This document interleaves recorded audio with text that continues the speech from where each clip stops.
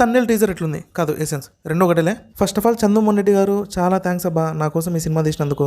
ఎందుకో లాస్ట్లో చెప్తాను, ఖచ్చితంగా చూడండి. అది కాదు మామ, ఏంటి కోపంలో అన్సబ్స్క్రైబ్ చేసేస్తున్నారు? తిట్టండి అబ్బా, నో ప్రాబ్లం, కానీ సబ్స్క్రైబ్ చేసి తిట్టండి. ఎందుకంటే లాస్ట్కి కలిసి టీ తాగేది మనమే. ప్రభాస్, రామ్ చరణ్, మహేష్ బాబు వీళ్ళందరూ రారు కదా. తిట్టుకుందాం, కొట్టుకుందాం, మళ్ళీ కలిసిపోతాం అంతే కదా. ఓకే ఇప్పుడు మ్యాటర్లోకి వద్దాం. క్లియర్గా తెలుస్తుంది కదా ఇది ఒక చేపలు పట్టే అబ్బాయి యొక్క స్టోరీ అని. ఎందుకంటే సముద్రంలో చేపల్ని పడతారు, డైనోసార్లని, టీ కప్పుల్ని పట్టరు. ఫస్ట్ ఆఫ్ ఆల్ సినిమాటోగ్రఫీ అయితే ఎక్సలెంట్, మార్వలెస్ అని చెప్తా. టీజర్ బిగినింగ్ నుంచి ఎండింగ్ వరకు వర్క్ చాలా బాగుందబ్బా.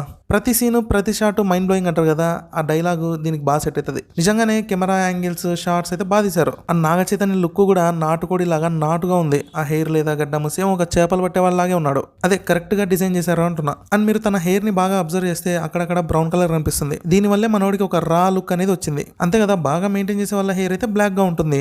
అండ్ చేపలు పట్టే వాళ్ళేమో ఎప్పుడు ఆ ఉప్పు గాలికి తిరుగుతూ ఉంటారు కదా, సో జుట్టు అనేది అలాగే ఉంటుంది, కొంచెం కలర్ మారుతుంది అనమాట. అండ్ మ్యూజిక్ విషయానికి వస్తే చాలా బాగుందబ్బా. కాకపోతే ఎక్కడో విన్నట్టే ఉంది. అంతా బాగానే ఉంది కానీ సడన్ గా ప్యాట్రియాటిజం వైపు వెళ్ళిపోయింది. ఇది అస్సలు ఎక్స్పెక్ట్ చేయలేదు.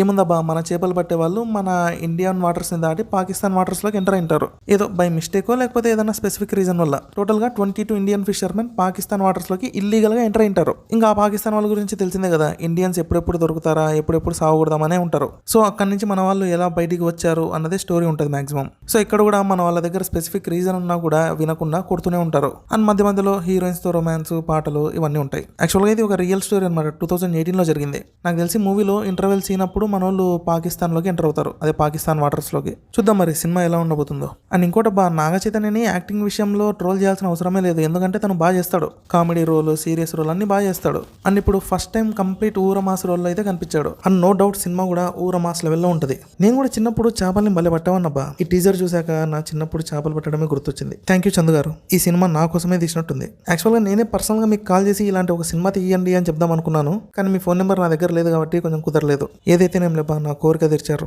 ఎన్ని టీలు ఇచ్చి మీ రుణం తీర్చుకోవాలో నాకైతే అర్థం కావట్లేదు. అంతేనండి, మీరు కూడా సబ్స్క్రైబ్ చేస్తే అందరం కలిసి తండేల్కి పోదాం.